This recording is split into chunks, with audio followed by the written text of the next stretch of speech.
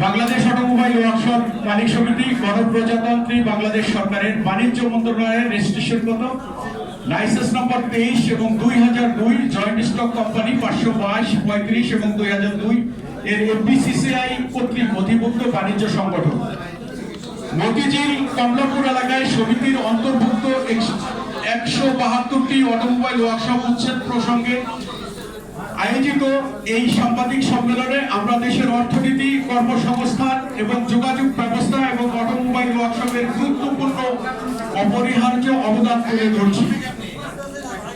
Bangladesh automobile workshop দেশের যোগাযোগ ব্যবস্থা সচল রাখতে নিরলসভাবে কাজ করে যাচ্ছে। প্রতিটি ওয়ার্কশপ শুধু একটি ব্যবসা প্রতিষ্ঠানই নয়, বরং এটি একটি স্বয়ংসম্পূর্ণ প্রশিক্ষণ এবং ইনস্টিটিউট, যেখানে উদ্যোক্তাদের নিজস্ব অর্থায়নে দক্ষ কারিগর তৈরি করা হয়। এই দক্ষ জনশক্তি দেশের গণ্ডি পেরিয়ে বিদেশে কর্মসংস্থান সুযোগ পাচ্ছে, রেমিটেন্স প্রেরণে জাতীয় অর্থনীতিতে গুরুত্বপূর্ণ অবদান রাখছে। এছাড়া এই খাতের উদ্যোক্তারা নিয়মিতভাবে ভ্যাট ট্যাক্স প্রদান করে সরকারের রাজস্ব বৃদ্ধিতে গুরুত্বপূর্ণ ভূমিকা পালন করে আসছে।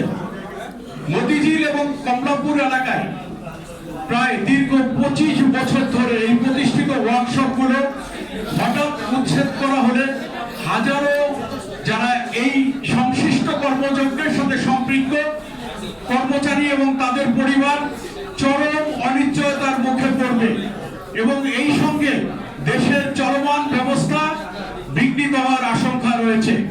অতএব মানবিক ও বাস্তবতা বিবেচনায় উচ্ছেদ কার্যক্রম অনতিবিলম্বে স্থগিত রাখা, পর্যাপ্ত সময় প্রদান এবং পরিকল্পিত পুনর্বাসনের মাধ্যমে এই খাতকে টেকসই পরিচালনার জন্য সংশ্লিষ্ট কর্তৃপক্ষের প্রতি জোর দাবি জানানো হচ্ছে।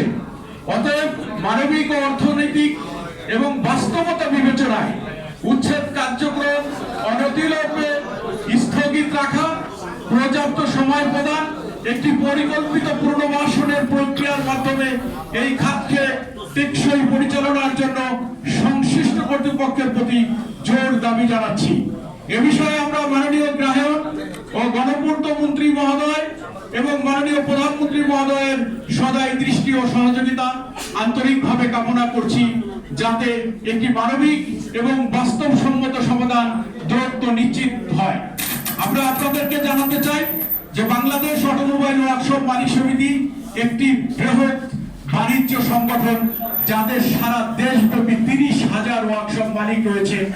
এই সংশ্লিষ্ট এই প্রতিষ্ঠানের সাথে প্রায় কোটি মানুষের জীবন জীবিকার জায়গা, যেখানে আজকের এই মতিঝিলের বিষয়টা যদি এই স্বল্প সময়ের মধ্যে এখান থেকে তাদেরকে উচ্ছেদ করা হয়, যদি মানবিক জায়গাটি বিবেচনা না করা হয়, তাহলে এই লোকগুলি কোথায় যাবে?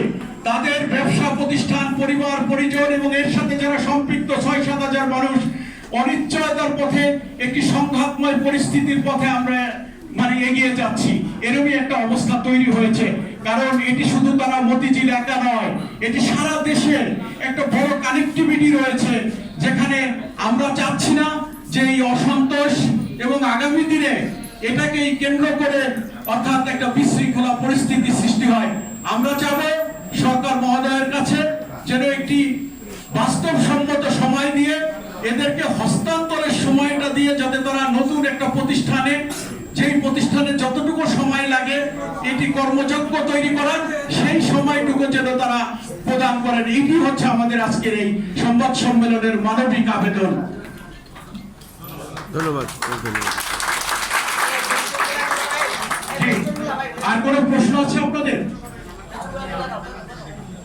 শেষ করে দেন।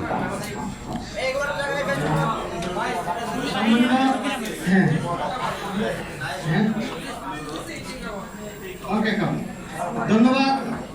আপনারা যারা আজকে শত ব্যস্ততার মধ্যে আমাদের মধ্যে উপস্থিত হয়েছে, আমাদের সংবাদ সম্মেলনকে সাফল্যমণ্ডিত করেছেন, সকলের প্রতি আমরা বাংলাদেশ অটোমোবাইল ওয়ার্কশপ মালিক সমিতির পক্ষ থেকে ধন্যবাদ এবং কৃতজ্ঞতা জ্ঞাপন করছি। আজকের মতো আমরা সাংবাদিক সম্মেলন এখানে সমাপ্ত, এবং আমরা যদি আমাদের নির্দিষ্ট সময় না দেয়, আগামীতে আমাদের পরিকল্পনা আপনাদেরকে জানাতে হবে। ধন্যবাদ।